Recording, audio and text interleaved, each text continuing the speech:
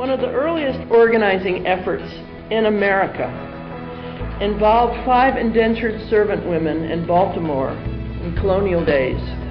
They happened to live next door to each other, and as they got to be friends, they told each other stories about their lives. And they discovered that all 5 of them were being sexually abused by the master of their own household. And so they listened to each other's stories, they comforted each other, and then they decided maybe together we could change things.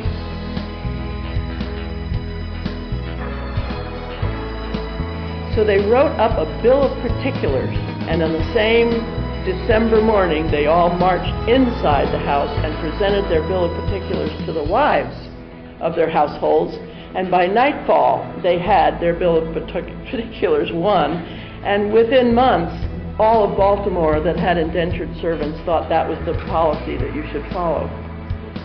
So standing together first as friends, listening to each other and caring about each other, acting in unity and making demands for change, that's basically the model right there. The Women's Agenda Assembly is the opportunity for women in a particular county, in a community, to come together to talk about issues that are important at the local level. The Women's Agenda Assembly is a project of NC Women United, and actually the roots, the beginnings of the Women's Resource Center began with the efforts of organizing women in our community and surrounding counties around the Women's Agenda Assembly. We had the first Women's Agenda Assembly in Alamance County in 1988. The purpose of it is really to get women talking about what they care about and trying to link those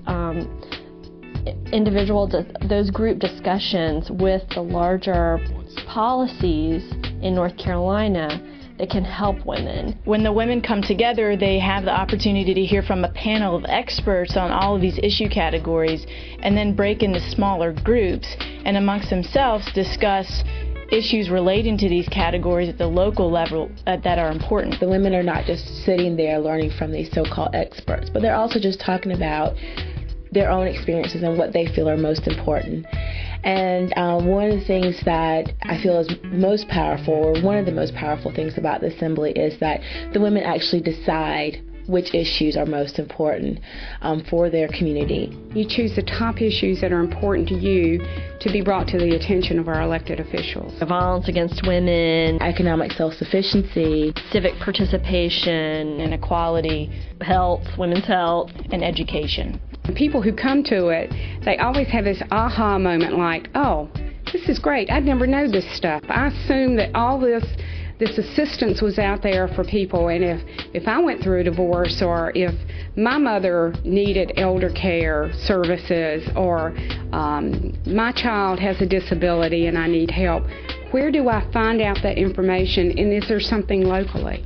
And you don't know that, so this prepares you to be a better informed citizen and to take action. I'm sure in your life, in your community, you face many issues. Maybe not personally, you may have family members, friends, people from your church, your school, that have problems. It seems that nowadays there are fewer opportunities than perhaps in the past for community members to take part in this type of forum, where they're not just listening to a panel of experts or listening to an elected official give a political speech, but they are the active participants deciding the important issues and setting the agenda for their community. If you want to see some changes in your community to address these issues, economic development, equal pay for women, equal opportunities for health insurance and things of that nature, predatory lending problems, and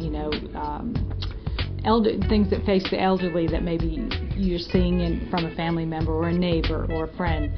This is the place to let your voice be heard. This is a place where you can have an impact. It's for all women, regardless of race, ethnicity, language, class, religion, and it's really about us getting together and talking about what's important to us. I see the Agenda Assemblies as playing a really important role in getting women educated and involved and geared up in the political process, so that we follow up the Agenda Assemblies with an advocacy day at the General Assembly.